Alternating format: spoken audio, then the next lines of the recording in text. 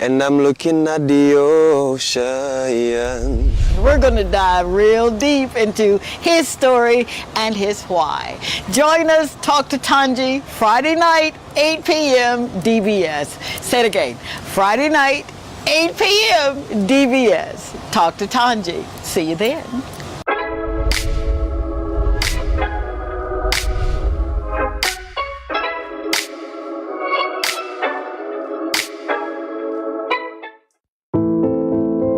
Bella is still missing, and we need your help getting her back home. A $10,000 reward is up for her safe return. Bella's family, including her mom, Lady, had to leave for Canada in September, so she was being cared for in Babonneau until their return. But somehow she escaped and has been lost ever since. She may be frightened, hungry, and desperately searching for a way back to her family in Cap Estate where she was born. Bella is a German Shepherd mix, just 1 year old. She's black and tan with a black circle around her eyes and ears that stand up. She's spayed, microchipped, and incredibly loving, but she must be scared and confused right now. Please, if you see her, don't hesitate to contact us. We have upped the reward money to $10,000. Please help us bring Bella back home where she belongs.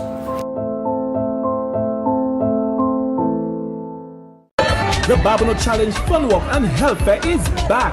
Marchez pour bonne santé. Monday, October 6, 2025 from 6 a.m.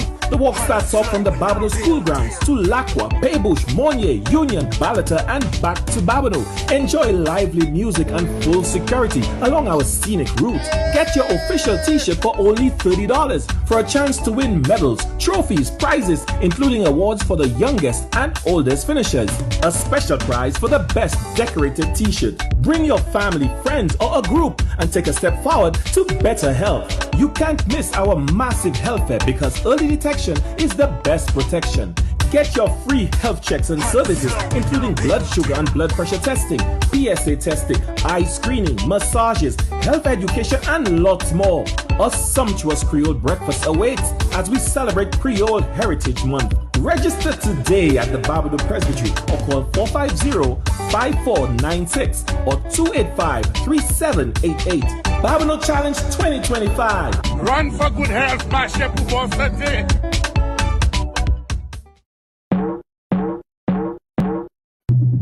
You're watching DBS. This is Talk to Tongie. I'm from a little town called Columbus, Mississippi, and I've come all the way here to show you exactly how you can live abundantly. Fear is nothing. You hear me? You can do anything you put your mind to. I'm your girl, Talk to Tongie. We're gonna do life together. Good evening, good evening, good evening, my family. How are you doing? Can you tell I'm happy? Oh my God, I'm so happy. I have literally been thinking about you all day. I kid you not. It's your girl, Dr. Tongie, but you already know on this platform, you know me as Tongie, friend, yeah, sister, yep, all that good stuff. I need to make certain that we are on the same page. One, it is an absolute pleasure coming into your home this evening. I do not take it lightly nor for granted, and I never ever want you to think that I do. I do understand that there are several shows that you could be watching on a Friday night at 8 o'clock. And you said, you know what? I'm going to hang out with this chick. And because of that, I am truly, truly grateful. The numbers do not lie. I am not a numbers girl, but I am so grateful. I am. You guys are showing up. We're in 93 countries now. How about that? To God be the glory. How about that? All right. On the show tonight, you know how we do it. We go into communities, we get people that are doing things in the marketplace. I am in love with folk that are in love with life, that just say, you know what, no matter what, I am going to live the life that I was born to do, that I was destined to do. And we've got a man on the show tonight that is doing just that. Now, I'm not going to flub his name. How about that?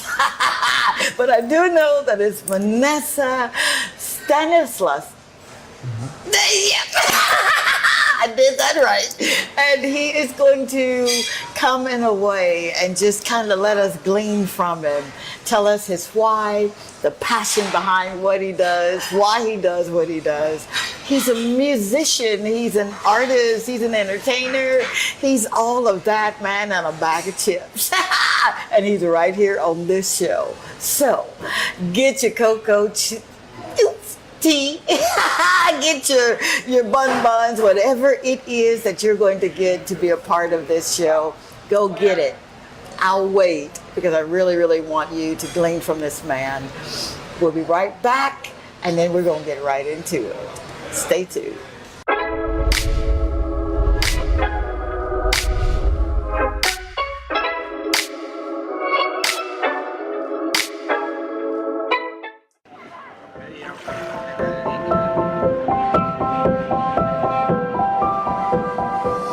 Take a moment, breathe in. This is the gift of life. As the waves flow, so too does the presence of God in our lives. With every sunrise, there's new grace, new mercy, and a new opportunity to live with purpose.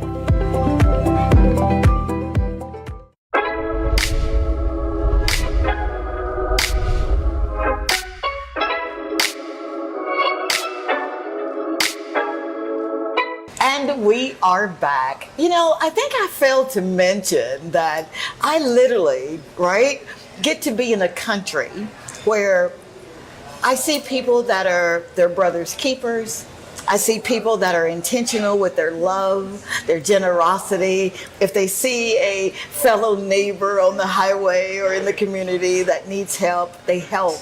And it moves me every time I do see that. So let me just say thank you. Thank you for being the example that I get to read and study. Thank you for being kind to one another. And I'm really meaning this, and it matters. Thank you for your stories, for your smiles, for your hugs when you see me in public. I'm grateful. So I just wanted to make certain that I got that across, okay? All right, now let's get started with this show tonight, because this guy, and I'm getting nervous here, I really, really am, because he's that kind of guy. He's a voice. I likened him to a voice in the wilderness, man, who's just crying out, and he's a champion for people. And when you find a young man that knows what they want to do and who's courageous enough and bold enough to do it, you just want to say, you know what? I like you. I need to get to know you, and I need to know your why. And that's what I get to do this evening. So, without further ado, let's just get a drum roll here, man, for Mr. Manasseh Stanislas. All right, that was close. I'll take it. Stanislas, yeah. All right, how are you, dog? I am wonderful, baby. Right. I've got this proverbial question that I ask every guest. How did you get here? How did I get here? Yeah. That's now, a good some question. people say, well, you know, I took the bus over, I took the cab, or I took whatever. But to be in this place where you are now, to get to wake up and do exactly what you love doing, how did you get there? How did you get here? It took a lot of courage. It took a lot of discipline. Yeah. It took a lot of prayer and falls. Yeah. But in the end, we all know with God, everything is possible. Come on. That's the best I could say. Oh, Yes. You just tried to tell me the short of it, man. I literally want to know what it is that inspired you as a child growing up in St. Lucia. Your love was what? One Music. of your loves. Music, Yeah, yes. man. And when you when you have a love for music, but then when you become the music, and I got a chance to hear him sing not too long ago. It wasn't a very eventful place that we were, but we were celebrating the beautiful life of a dear friend of ours that we have in common. And when I heard your voice, I said, no, man, I just did not know that you could sing. I just didn't.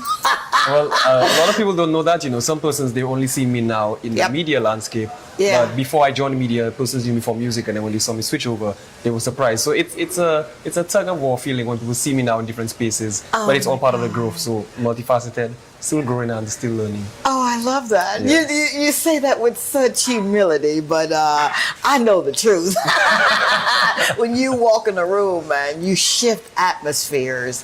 When did you know that this was a passion that you wanted to pursue? I got that awakening at age 18, about 18, when I turned an adult, 18, that I wanted to pursue music because in my earlier teenage years, it really troubled me that I had the talent and I couldn't express myself because, when your parents are, a bit strict on you, but I overcame. Yeah. And I had people around who were able to coach my talent. I had my church family, I had musical family, and I was able to overcome the shyness and find my identity and knowing that, hey, I have a voice. I could let people hear me. And if I shut down my voice, God is going to hold me accountable. Oh. That's the thing I remember. God will hold me accountable. So I have to use it to uplift people and just let persons know that, hey, you can do it too.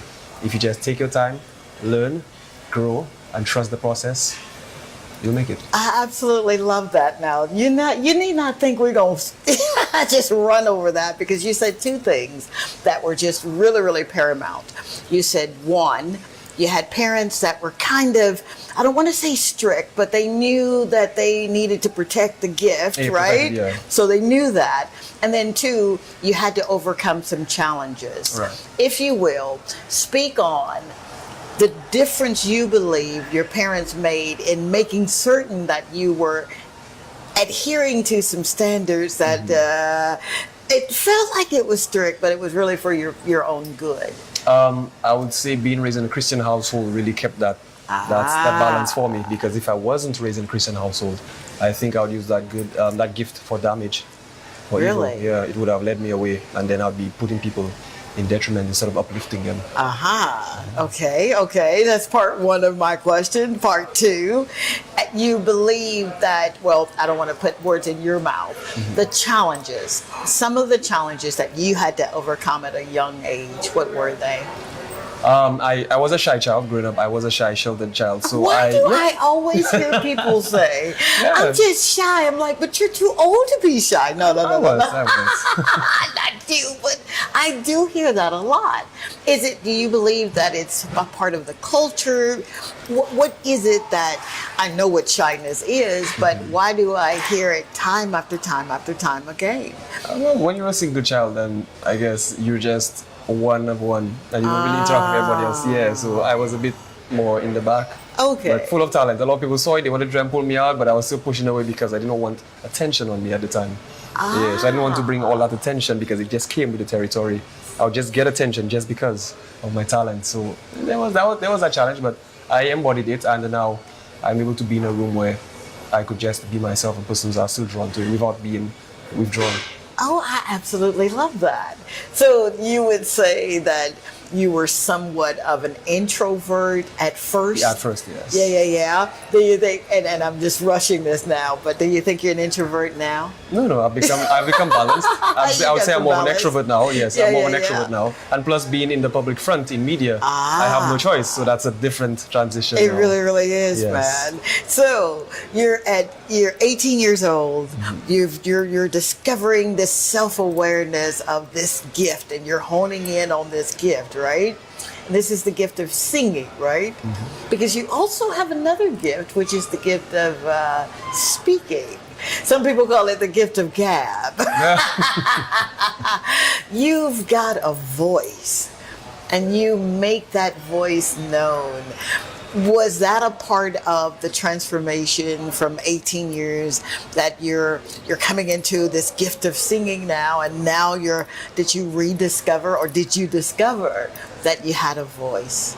Oh, in terms of speaking or in terms of singing? Or after Both. singing? Yeah, the singing. The singing came first. Yeah, the singing came And first. later on, people told me that I had a knack for speaking. Aha. And I wasn't too fond of it because I just thought it was, just people trying to pass a hype onto me. But later on, I went into marketing.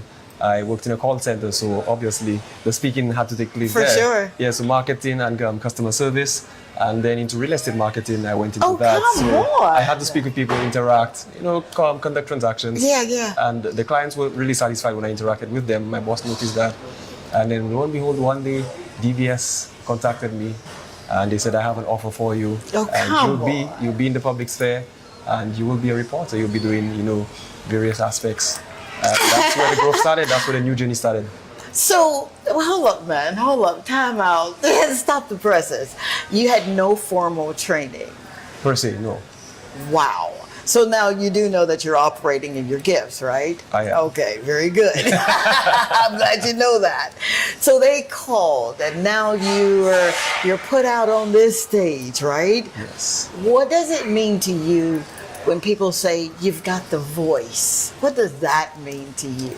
Before, it would mean that I have the voice of music and healing, but now I understand that I have a voice of advocacy now.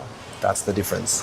So I understand now that I have the voice of advocacy and the voice of music, which are two powerful elements that could transform the world, whether for good or for evil. So it's up to the person who owns the gift to know which side that they're going to go. Oh my God. So it sounds like you know which side you're going. Yeah. Now, with that, you're juxtaposing from music into media. Mm-hmm. That space right there, I had an amazing guest, Alexander, on once, and Maureen and I were talking, and that's a heavy calling. It really, really is. Yeah. For you, knowing that, okay, this is a part of my tapestry now, what does that mean in conjunction with what you love doing, which is singing, and now you're juxtaposed into media and everything that entails? That's a lot. What responsibility do you believe that you bear carrying those kinds of gifts in that body? In this light now, I understand that the responsibility I have is to uphold values and morals which are uplifting, that are worth reckoning. And I understand that even as I have a 7-year-old brother, he's looking up to me as an adult. As his older brother now, he's looking up to me. So I have to live a life which is worth replicating and worth following, so he himself will be an upstanding young man in society, not letting his fears derail him from his dream, but pursuing it and showing the world that, hey, I have a gift. I will use it to uplift persons wherever I can, if God gives me the chance. Oh, wow. Now, when you talk about the uplifting of people and motivating people and inspiring folk, again, that's weighty.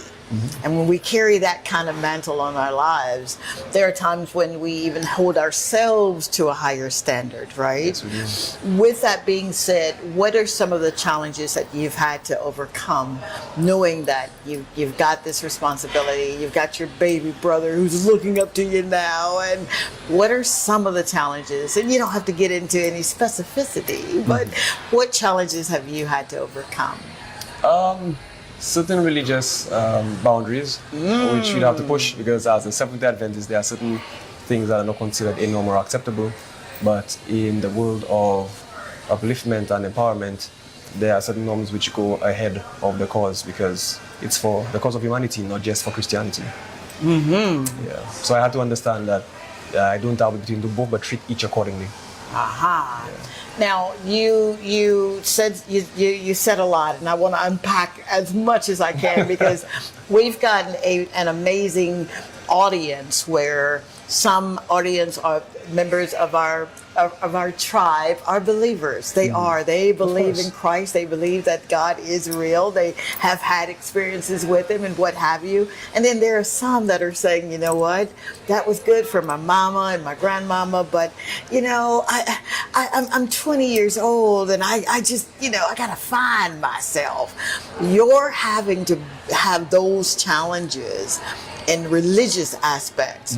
What would you say to someone who says, I hear what you're saying, I respect the cloth, I respect God, but man, I want to do something else with my gifts and still glorify God. Do you believe that that's possible first?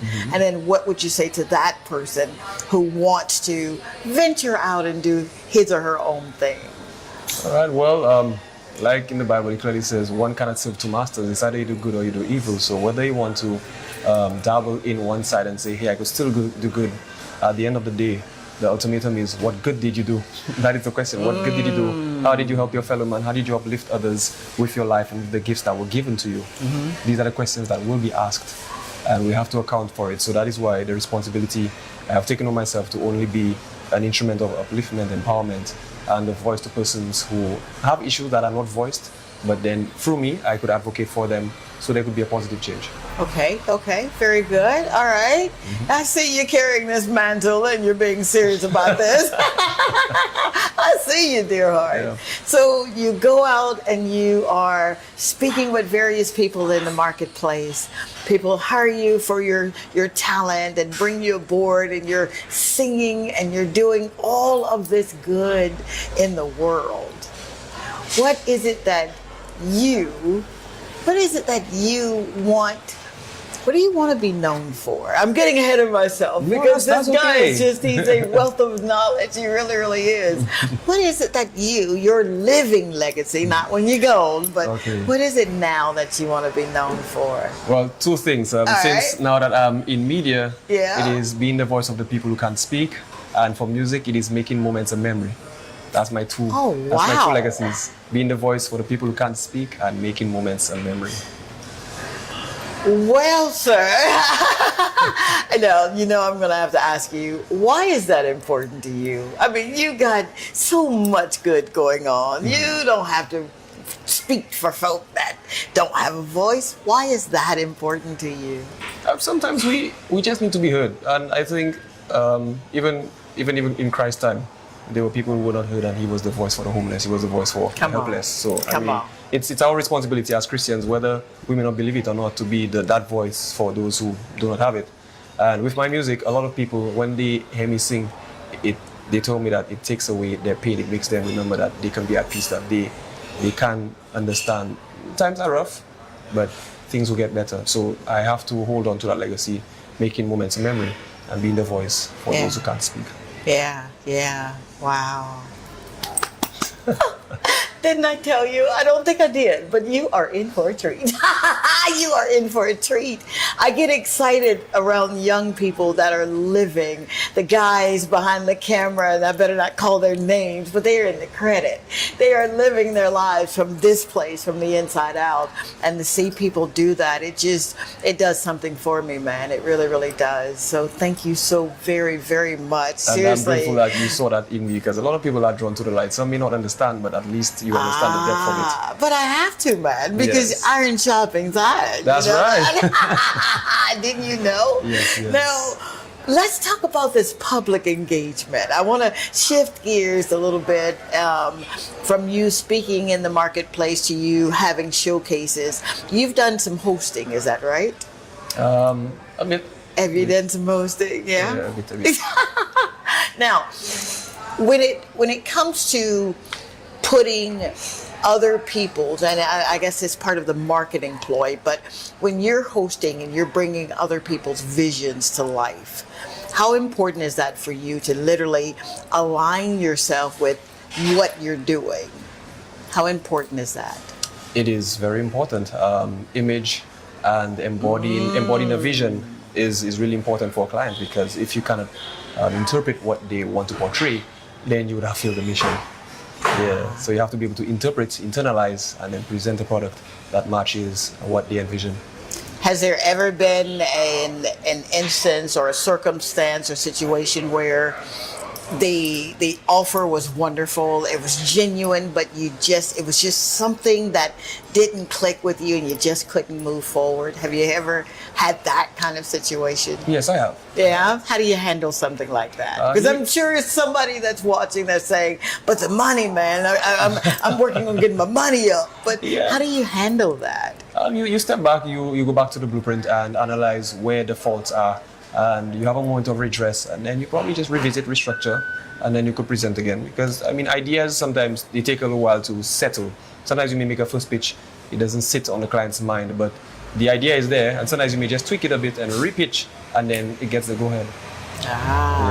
Okay. It's almost like the same for writing a song. Sometimes when we sit down as creatives, we write down lyrics and for a particular instrumental or beat, and they say, nah, it doesn't suit what we're doing, and then probably some part of the song just sticks in, and they say, you know what, we'll take this, we'll work around that, and that's how the beautiful project comes out. I could say that for the summertime series that we wrote. Yeah. That's how it started, honestly. Yeah. You know you're gonna be singing that in a minute, don't you? Man, you don't talk to Tongie. You know you gotta be singing that. But I will ask you this. You're saying yes. You said yes to purpose. You said yes to The Voice. You said yes to media. You got the call from DBS. Why is that important for you to be aligned with everything you're walking in now? Why is that important for you? Yes, I understand your values, and I get it that, you know, you to whom much is given, and much is required. But that why is significant. It gets you up in the middle of the night. It makes you go forward when you're really tired. What is that why for you? The why for me. The why for you. Why do I do it? Yeah. Because if I could not, then I wouldn't be me. If I could not, I wouldn't be me. Imagine Manasseh without singing, without his personality, without his presence and advocacy in media. Who would he be? Who would I be? Wow. Yeah, so that's the why. I would not be anything without it. I wouldn't be an individual without it. So the why, I have to be. You know, I've got to say this because I honestly believe there are two types of leaders. Mm-hmm. There are leaders that have the leadership ability, and then there are leaders who have the spirit of leadership. The people that have the spirit of leadership love people. Right. It's not about a job, and there's nothing wrong with folk that are doing it for the job or for the title. I get that. I used to be one. I know. But it's like a baptismal of sorts when you possess the spirit of leadership. And that is what you do. Your presence is bold and it's courageous, and you walk in rooms and you literally shift atmospheres, and I think you know that too, don't you? I'm not telling you anything you do not know.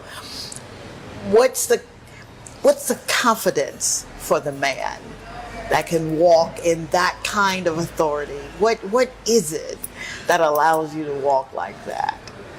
What is it that allows me to walk in that confidence? Understanding that there's someone watching who may not have the courage enough to, but the fact that they see me do it, they will be inspired to want to pursue it. And I wish a lot of people would support me like that growing up. If I had that kind of support, especially from my parents. But I've seen others do it. They've gone before me, and I said, you know what, I can take a shot. And that's the hope. I can take a shot. If they can do it, I can take a shot.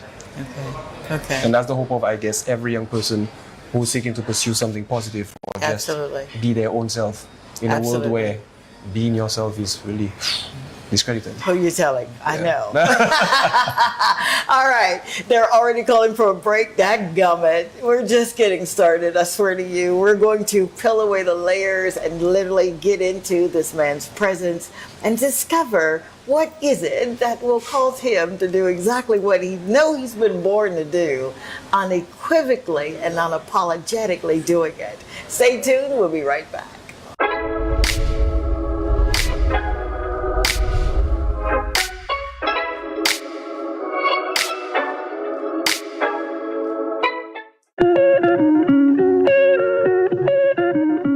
Even the still waters speak. They remind us to pause, to listen, to reflect. When we truly listen to one another, we find healing, strength, and the courage to move forward together.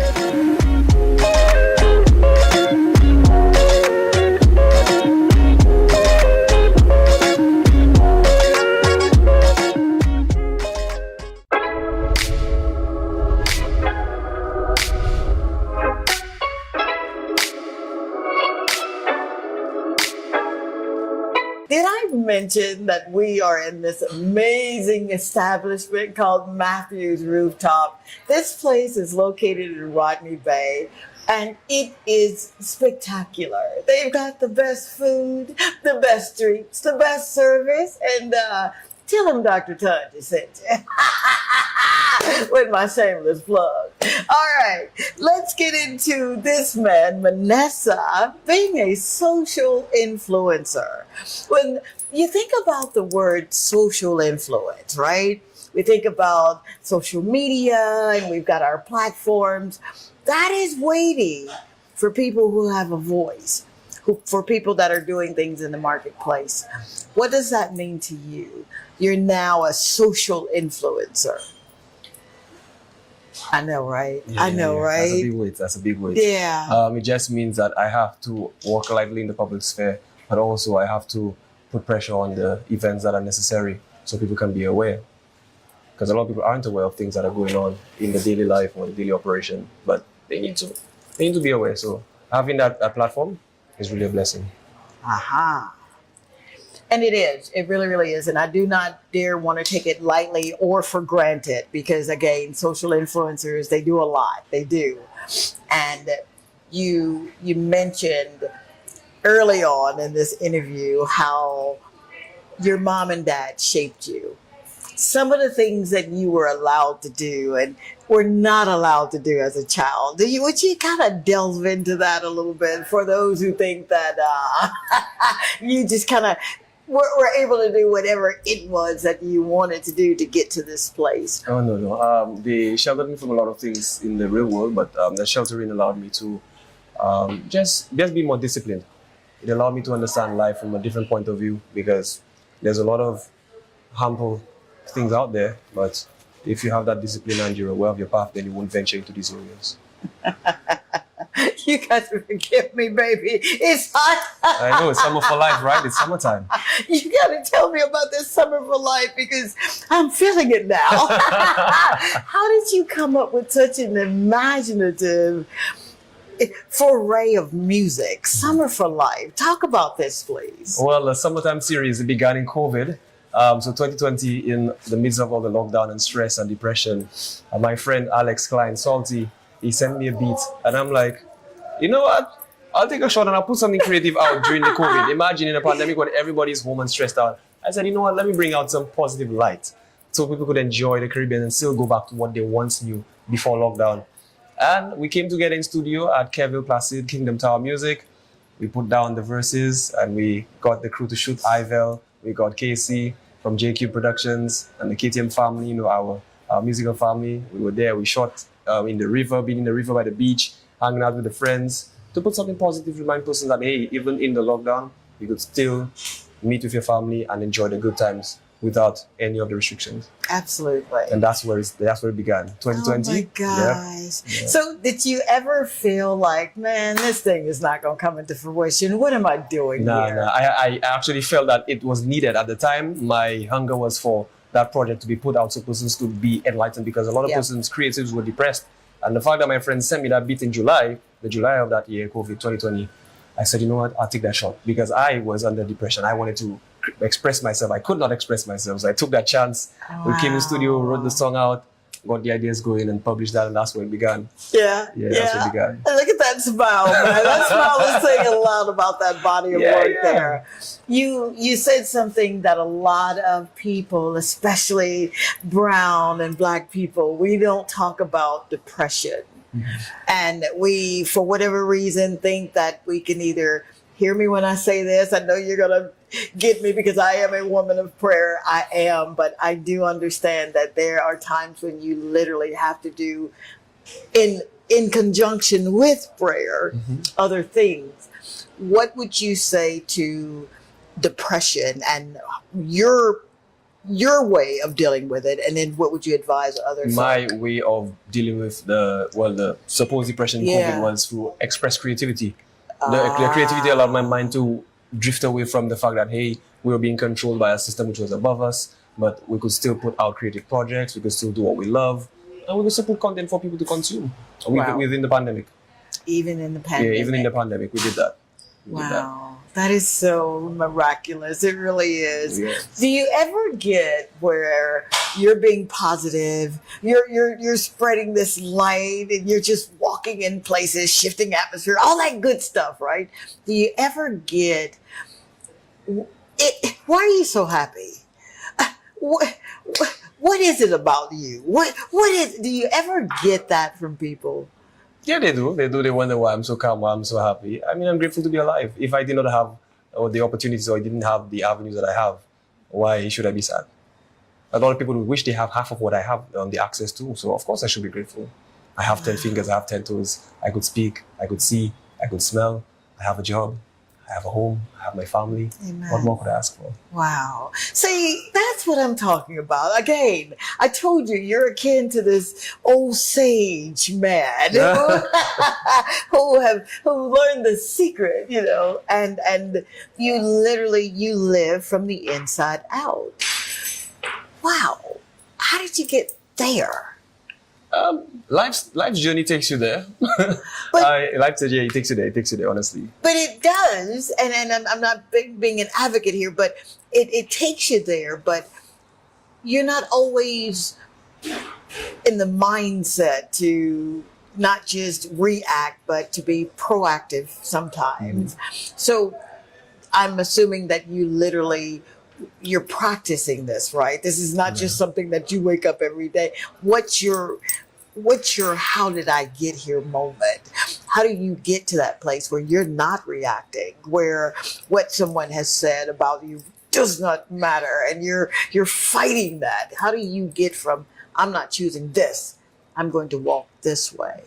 Choosing your peace is very paramount, particularly as an adult on your journey, because of course you will get jabs at you. And again, like I said, when you don't give people that power, they cannot control you. Yeah. Every reaction that you give is an insight to power above you. So if you're giving people that power, then you're powerless. Wow. And I hate to believe that I don't have that power to step in my own frame and be comfortable without somebody's opinion. Mm-hmm. Be comfortable in myself and in my path without people having an opinion that triggers me. Yeah, because people have their own trauma too. They project. Because some people, they project their fear that they will not be able to take that opportunity. I did. So why can't you? Wow. Oh my God. You know, I'm sitting here thinking, who is this young man? Does he understand who he is, what he's walking in, and what you're bringing to this world? You're just spectacular. You really, really are. Thank you. I appreciate it. But you know that already, don't you? I do. But it's always good to hear it from somebody. Absolutely. So, money's no object. Time is on your side. Are you where you want to be? Are you doing what it is you believe you were destined to do, you were born to do? Or is there more? There is more. At every stage in life, as they say, whenever you climb a mountain, there's always another peak to reach. So at every pinnacle or every plateau, I just know that there's another elevation that I have to climb to. So where I am, I'm grateful for it. The next 2 years, things could change. The next 5 years, things could change. The next 10 years, things could change. Until the day I die, then the changes are going to be continuous. All right, man. Okay, all right. Before he sends me to vacation, before he sends me on break, would you give me a selection, just a snippet of Summertime, that collection? Oh boy. Which one is my favorite? Because we have 4 parts. We have part 1, 2, 3, and the most recent, Summer for Life, which we just released. Check that out, guys. Summer for Life, Salty, Keller, myself. This is the last one for the series. It hurts though, but just know that we're able to enjoy the sun fun in the Caribbean. One love to the family, yes? Oh, wow. Okay, man. Sing us out to commercial. All right. A chorus from it? Yeah. Me and my brothers on an island hopping spree, yeah. Summertime, different cities on a different day. You know I live while you vacate, so you can book a flight just to see me, baby. Summertime with the people that I love. Sun is shining up above in the blue skies. And you know the good vibe is gonna stay here for a lifetime, for a lifetime. We've been on the journey with the Summertime brand. From COVID to lockdown to freedom at last. Even with the chaos all around, we kept our heads up and now we're sitting in the clouds. May give thanks and praise to the Most High, 'cause His love guided me in all the dark times. Love has found its way And now it's summertime every day. Summer for life. That's what it is. Summer for life, man. Yeah.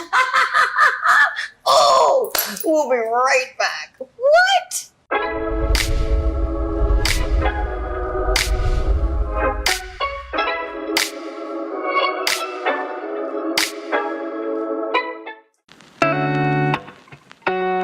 A voice in the marketplace is more than sound.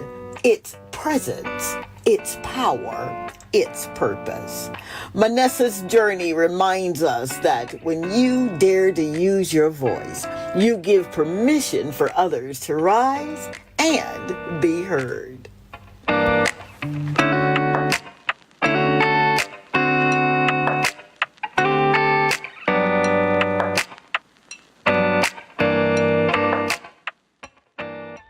Sitting at the bay, looking at the ocean, watching the waves pull back in slow motion. Sunset was kissing the horizon. I turned left to look into her eyes and smile.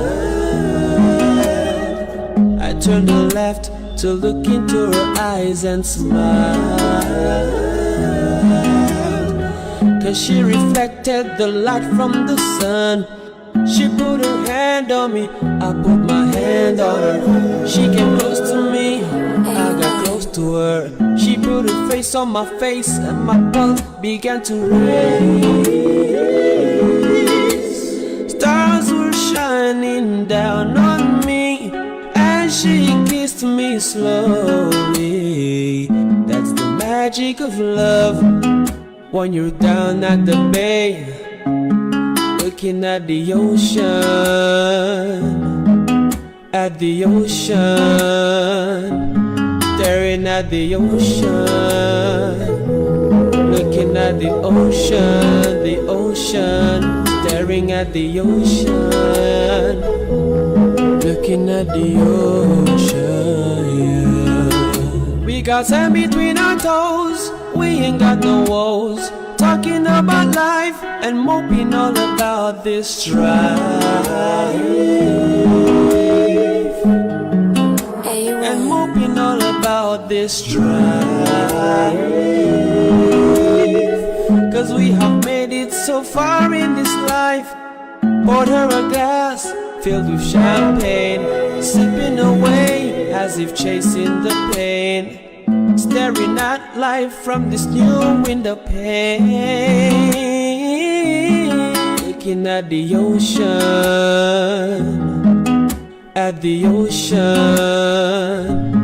staring at the ocean,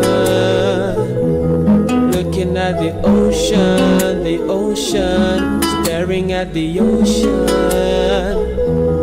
looking at the ocean. Yeah.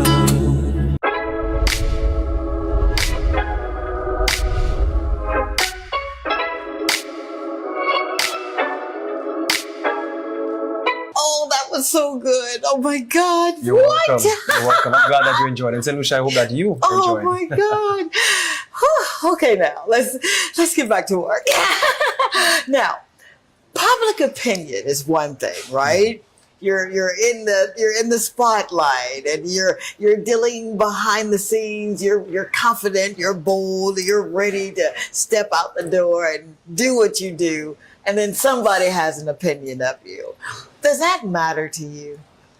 Doc, if I tell you, I think turtlenecks has been one of the most pivotal items of opinion from the public. And it doesn't bother me, that's close. People always complain, why do I have a turtleneck? Is it snowing in St. Lucia? Don't you feel hot? Aren't you compromised? And the answer is no, St. Lucia. No, I don't. And that is my style. That is just my style. Is this me laughing? Oh my God. Thank you very much, because we've got our own style, don't we? You can wear whatever it is that you want to wear.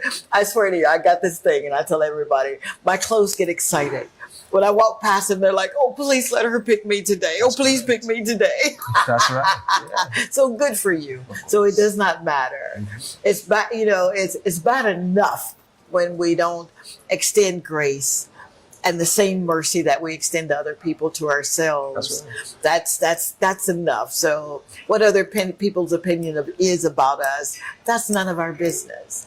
So thank you so very much for that. Yes, I have nothing to clarify. Public opinion is public opinion, It's and public unless opinion. it interferes with my personal image, then that won't be a problem. Yeah. How did you get to that place, or have you always been there? My father said something to me growing up, and he saw my reaction, and he said to me, the most powerful thing you could have is your silence. So I asked him why. He said, the moment you allow people to see a reaction is the moment you allow control. So with that being said, the greatest way to earn your power is through your silence. And he gave me an example. He said, if you're in a space and there's somebody behind you and they're speaking about you, whether they mention your name or not, you don't confront them. And even when they turn back and notice that you're there and they are stunned, do not react. You greet them, you pass along. Wow. Do you feel like having those tidbits of wisdom imparted into you, those seeds of wisdom, has that helped you kind of make decisions or choices that you probably ordinarily would not have made? I could say yes. I could say yes. I'm grateful for that input from my dad. It really gives a stoic reasoning, but the reasoning is very solid, so it helps you avoid unnecessary troubles. Unnecessary troubles. Man, you don't get in no trouble. Hey, not you. When people open up to you and they begin to tell you what they're thinking or whatever it is that you ask them for that moment, how does that make you feel?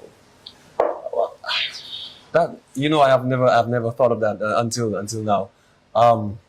What I would say, it gives me a pleasure to understand that people are willing to tell their story, because a lot of people, they're not willing to. Yeah. But the fact that sometimes people see me in the street and they come up to me and tell me openly, it shows that there's a level of trust. And if somebody trusts you, then you have that mandate to deliver the truth and to deliver the most accurate story possible on their account. Wow. Yeah. That is pretty, that is significant for someone to open up to you like that. So thank you for being so trustworthy and holding yourself accountable for those stories. Yes. Yeah, man. So what is it that you, Manasseh, like to do when you're not inspiring and you're not being the voice of advocacy and you're not singing love songs that you're going to sing in a few minutes live? What is it that you like doing? I love sitting down in nature. I love nature. I love writing poems as well. Just sometimes writing lyrics for potential songs. There's a lot that I do. Spending time with my family as well. Going to church as well, my church family, helping the community more or less. Oh, wow. These are the things that I engage in apart from music and media. Yeah. Okay. I love that about you. So give me the day in the life of a songwriter. What does that, you're in nature. You've got this song that you feel like it's just, bursting from the seams to come out. How do you get to the song? Getting to the song could take many paths, but for me, it is envisioning the end product and then writing to match that product. Oh, come on. Yeah, envisioning the end product and matching to write it, because sometimes I will think of a song from the front back, then from the, it goes vice versa sometimes. I absolutely love that. Yeah. I think it was Stephen Covey that said, begin with the end in mind. Mm-hmm. When he actually got it from God, who said he knew the end before the beginning. Did I just say that out loud? Yes, you did. So you're in nature, you're thinking about a song. Do you think about past relationships, or is that just faux pas? No? I mean, I've written about experiences in that sort, yeah. Really now? Yeah. You ever had your heart broken? Yeah, I have. Did I just ask the wrong question? No, it's the right question. I mean, I'm human. I'm human. So, all right. You're writing these amazing songs. What do you want to come out of the songs, your intellectual property? What is it that you want these collections of your work, your body of work? Surely you're not just putting out songs to be putting them out and to make us feel good. Mm-hmm. What do you want from that? A memory. That's what I want, a memory. Because a lot of persons, my song, it sticks on them. Some part of it, either the chorus, a word, some phrase sticks onto them. That's what I want. I want my songs to stick in the memory. So as long as life could be, you could resonate with it, you could relate to it, you could share it with someone. So that's the impact I want to have, a memory. A memory. Yeah. Oh my God, I absolutely love that. What? Okay, Mr. Wanting us to have a memory. I can get jiggy with that.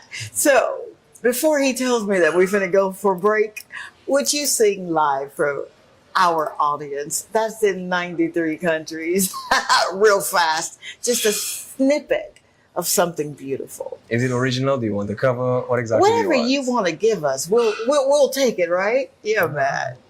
Sitting at the bay, looking at the ocean, watching the wave pull back in slow motion. Sunset was kissing the horizon. I turned to left to look into her eyes and smile. I turned to left to look into her eyes and smile. 'Cause she reflected the light from the sun. She put her hands on me, I put my hand on her. She came close to me, and I got close to her. She put her face on my face, and my pulse began to raise. Stars were shining down on me, as she kissed me slowly. And that's the magic of love, when you're down at the bay, and you're looking at the ocean. Yes, you're looking at the ocean. Well, I was staring at the ocean. Yes, I was looking at the ocean, the ocean. I'm staring at the ocean. Yes, I'm looking at the ocean.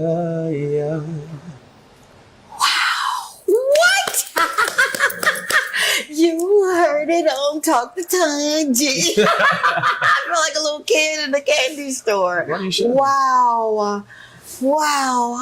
Why did I see every frame of what you were saying? And I found myself staring at the ocean. You see? Oh my Exactly. God. Where can we find that song? It's on YouTube, it's on Spotify, you can find it there. Oh my gosh. So tell me now, someone wants to do a booking. I know he's going to tell me to go to break. But someone wants to do a booking and they're saying, you know what? This is the destination wedding capital of the world. Mm-hmm. And I want a voice that resonates with what I'm feeling. How can they contact you? Well, you could contact me at 717-2529. That is 717-2529 or 486-4971. Making moments of memory. You could get me for weddings, events, funerals, you name it. That's what I do. And we'll make sure to have that information. I know he's going to have it because that is what he does. He does it so well. So I'm believing that you're going to be just so booked and you're going to be so busy and you're going to be like, what? But I love being busy because I get to fulfill people's dreams. So that's what I Oh my like. gosh. Yeah. How cool is that, man? Very cool. Okay. Let's keep talking. Well, he's letting me keep talking. So let me ask this question about vision. Mm-hmm. Vision is so important.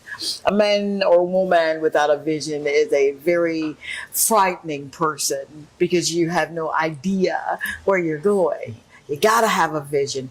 What is Manasseh's vision? One day I would love to be touring and doing what I love, which is making moments of memory with people worldwide, even with the advocacy and media, continuing to touch lives by the stories of people and whatever is going on at the time, so persons could be aware so they could make the change for a brighter future. Yeah. I absolutely love that. So, mister, there's a 15-year-old boy that's been singing in his bathroom. And he sings so well. He's been singing in the shower. I mean, the acoustics are so good. He knows he sounds good, right? And his friends at school are saying, come on, man, keep singing. You sound so good. But the next step that he's got to take is harnessing this gift. What would you say to this baby? I say baby, but this 15-year-old who's saying, I know I got it, but man, I'm scared of being rejected. What would you say to him or her? The pain of rejection when you reach 50 for not taking your dream would be worse than the pain of reaching that success point when you reach 50. So take that journey. You will have struggles, you will have obstacles. But if you fail, when you reach at 50, you'll be miserable. If you try and you're successful at 50, you'll be glad. Wow. What an amazing saying. What an amazing journey. This journey tonight has been nothing short of listening to someone that I got to see on television myself. And Basically. I'm like, what? I know him. And the smiles that you garner when people are in your presence, and how you make folk feel when you're walking in the room and you got your fly shades on. I call them the hater blockers. I think I'm telling my age here. Right. You probably don't call them hater blockers because you don't have haters. And if you do, that's their business, not yours. What's next for you? I got the vision. I get the passion. I get that you're living the life that you believe that you were destined to live. So what's next? Building a team that supports that vision, because without teamwork, the dream can't work. So you need to have that family around you which can support you, whether through marketing, whether through avenues, opportunities, so you could build that empire, because it's not just about me, it's about how could others come together to make that vision possible. Amen. Yeah. Amen. Well, I must say this to you. Thank you. Thank you for not giving up. Thank you, seriously, and I really do mean this, for just tying that knot in your faith and standing for dear life. Thank you for knowing that you've got a voice, that you bring value to the earth.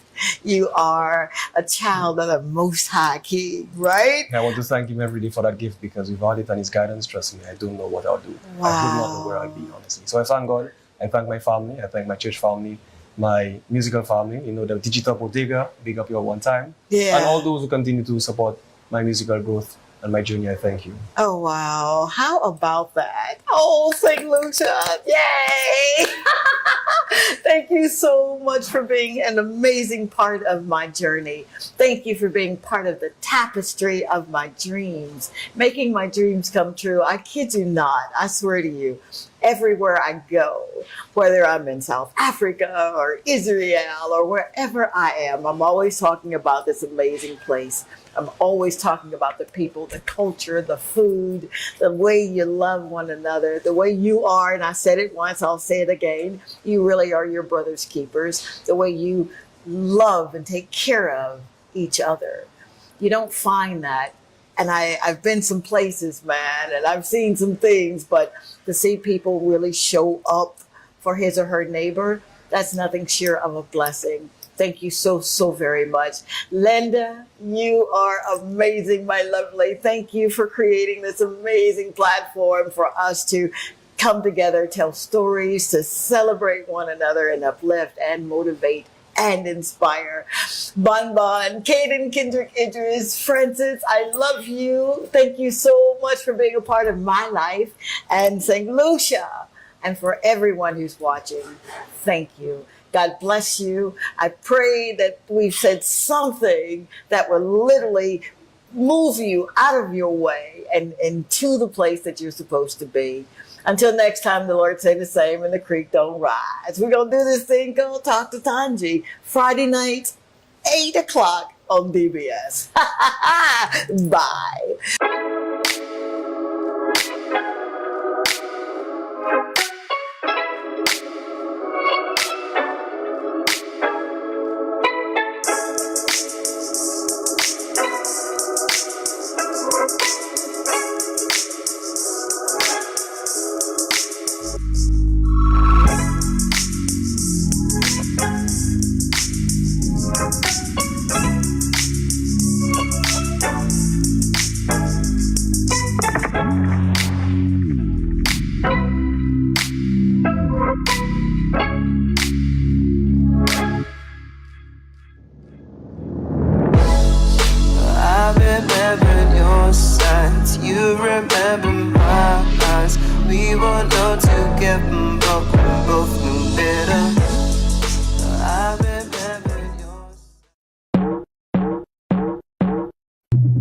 You're watching DBS. Previously on The Resident. You're fired. You're afraid of me. You should be. Security will escort you out. If my sister has a child, then that child becomes my family too. Are you saying you'll be my baby's godmother? You said yes. All right, so what's your plan if a doc whose baby becomes your responsibility? I don't have one. There was a learning curve, but I mastered it. Why don't you come over to our place later? Not tonight. I'm tired. No time alone with my thoughts.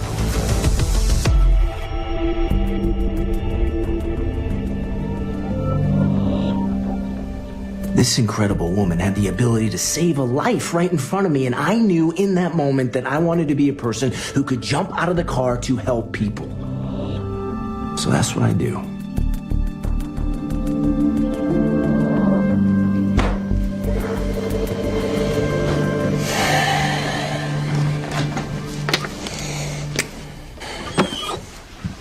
Methodist Memorial went with someone else. Apparently they checked in with my last employer. Red Rock has gotten you blacklisted from every hospital in Atlanta. I want to practice medicine. I have to find work out of town. Had a long-distance relationship or give up being the doctor. This is what it's come to? No, it hasn't. We're gonna figure this out. You should go. You're gonna be late.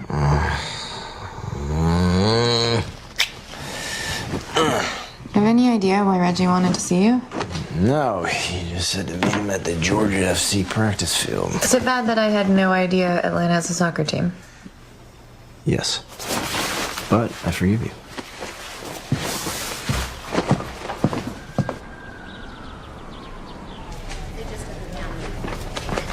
Well, hello, good sir. Some tea and crumpets, perhaps. Ha, very funny. I need to make a good impression on my new attending. Right. First day in the dual residency program. Internal medicine this week, ER next, and then I go back and forth. A foot in two departments fundamentally at odds. Well, as a dual resident, I can reach across the aisle, help each department see how the other lives. If you say so. But lose the bow tie, you look like a chemistry professor who refuses to hand out A's even when they're totally deserved. That was oddly specific. I was really good at chemistry.